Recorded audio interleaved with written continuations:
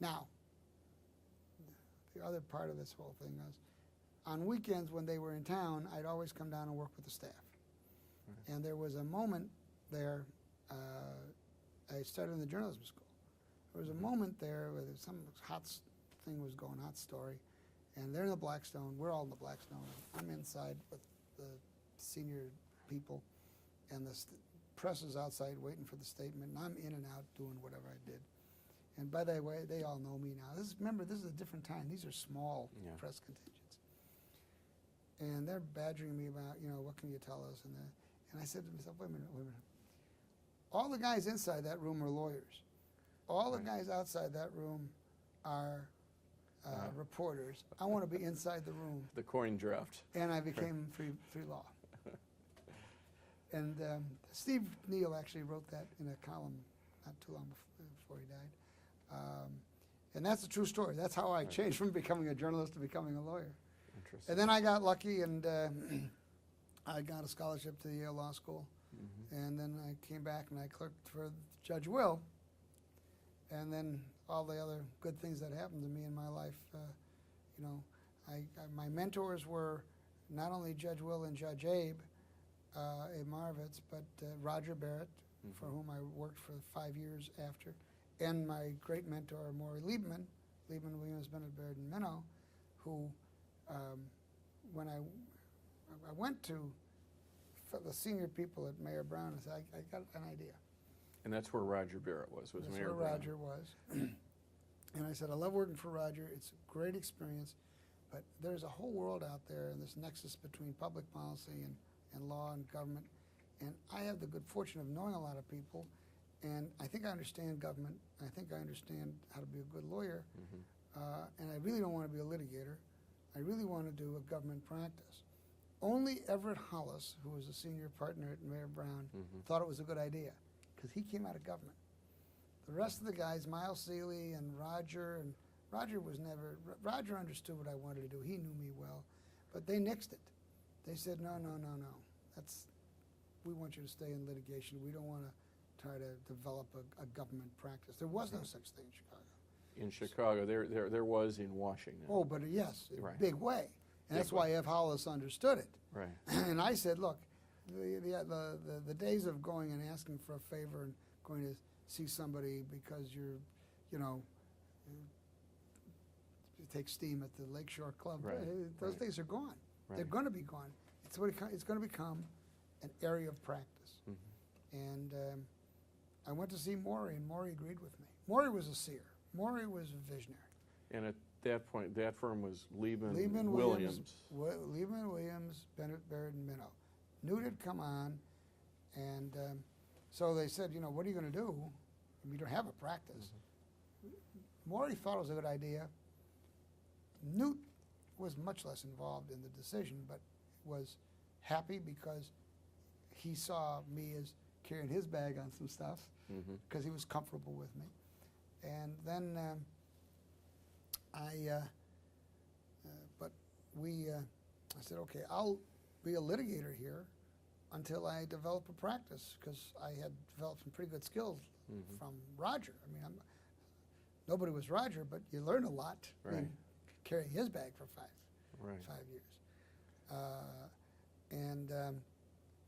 Then some things happened, and they just fortuitous things happened. Phil Klethnick went to see Newt, and he said Daley had died. They had a handshake on Dearborn Park, and Phil said, we can't get through on this new mayor. And Newt said, well, this is what Jack wants to do. Why don't you sit down? I knew Phil. And so I did Dearborn Park, and all of a sudden things started to happen. And then a friend of mine was with the old A.G. Becker firm. Right. And investment banking firm, and they had this idea that they had tried in a couple of states and couldn't get it done. It's called low interest mortgage revenue bonds, and they said we need two things. We need a legal opinion that you can do it under home rule, and we need somebody to structure a deal in Chicago. Right. And again, I said, okay, the legal opinion was easy. We had home rule. We could issue the bonds. That was not difficult to do. But, I went to see, had worked on Dearborn Park with Stan Enland of First Federal. Mm-hmm. And I went to see him. He says, it sounds like a pretty good idea. I said, would you guys be the underwriter? Would you guys write the mortgages?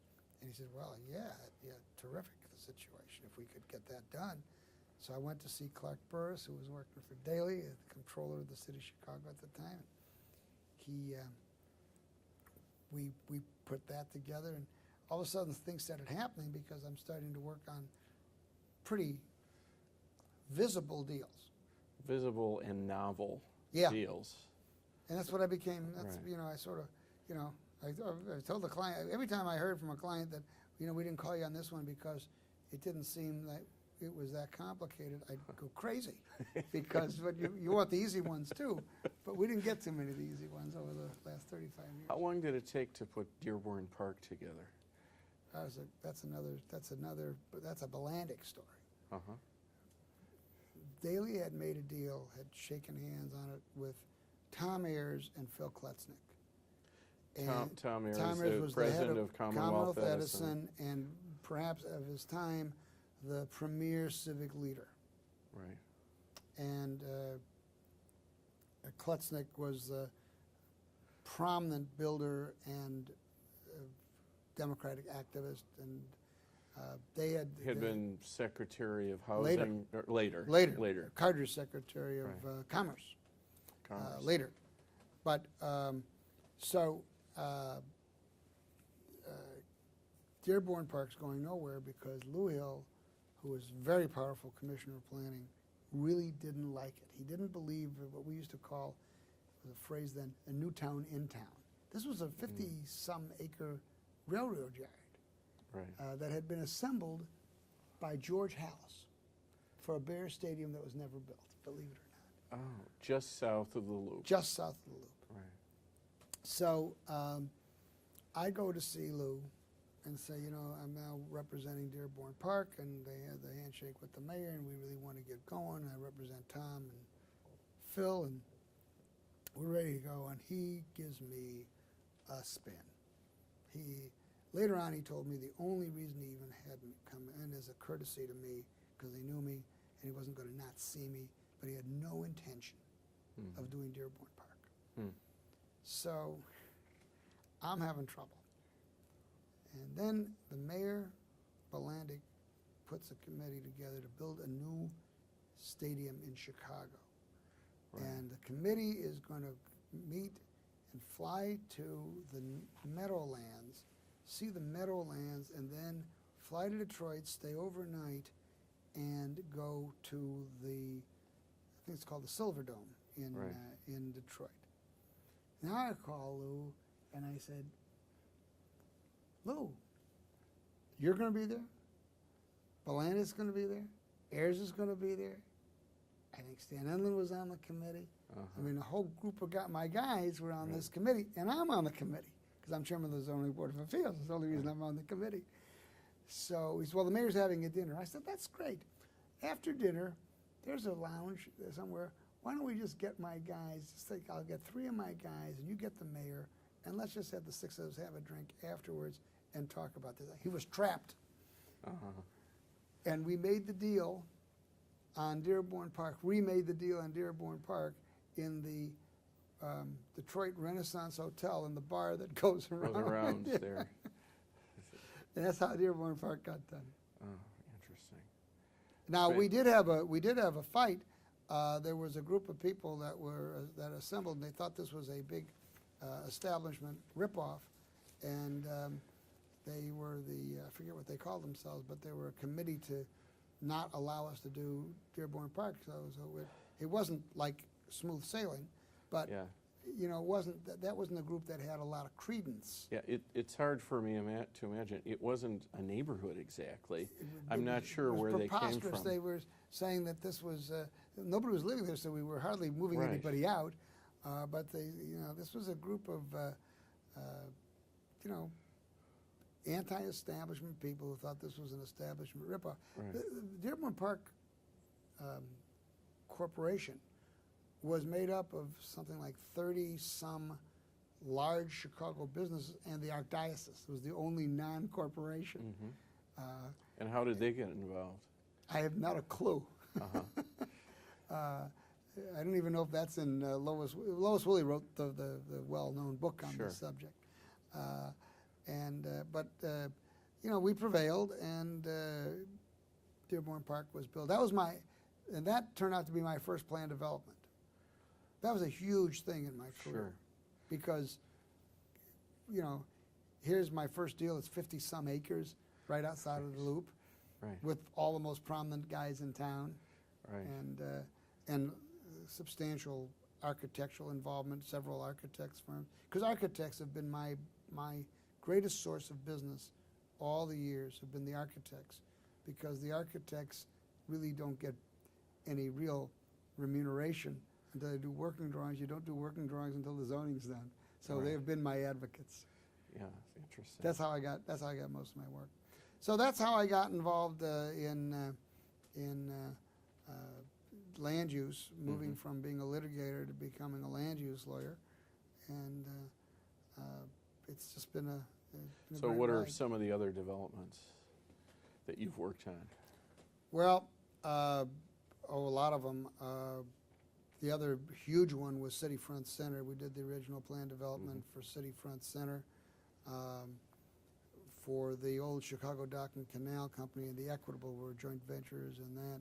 700 North Michigan, 900 North Michigan, which are very big buildings. The Northwestern Railroad Station, which was a huge landmarks fight, as well as a large development program.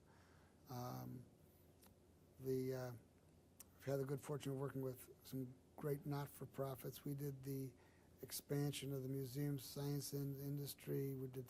More recently, we did Spertus and the Poetry Foundation. The Poetry is building a building. Right. We did the Museum of Contemporary Art on Chicago Avenue. When the orchestra expanded and built that piece around the corner and Right. expanded in the alley, we did the Orchestral Association's work. So we did a lot of not-for-profit, major buildings, apartment buildings all over, some of size, some of lesser size. The last very large office building, I guess, is the last very large office building. The Heinz's building at 300 North LaSalle, where Kirkland Ellis is the primary tenant. All right. We were their lawyers. It's $1.4 million. Right. We did three buildings, each of $1.4 million on Wacker Drive, only one of which has ever been built. I can't recall the address on South Wacker. There were supposed to be 3 of these monumental buildings, and only the first was ever built. But we did The one just south of Sears Tower? exactly. Yeah, right. Yeah, exactly. So we've had just a host. Northwestern Station, I mentioned. Right, Northwestern Station. right. What about, what are your... Now called City Corp Center. City Corp Center, right. What are your thoughts on historical preservation in Chicago? Well, I'm the black hat. I'm the guy that is reviled by the landmarks people. And I consider myself a preservationist. But I believe that you keep the best, not the next to the best or something that's of interest. And I believe that we have to make decisions between value and nostalgia. Right. And I don't think we're very good about that. And so I've had my battles. 900 North Michigan Avenue building and the City Corp building, both at landmark fights.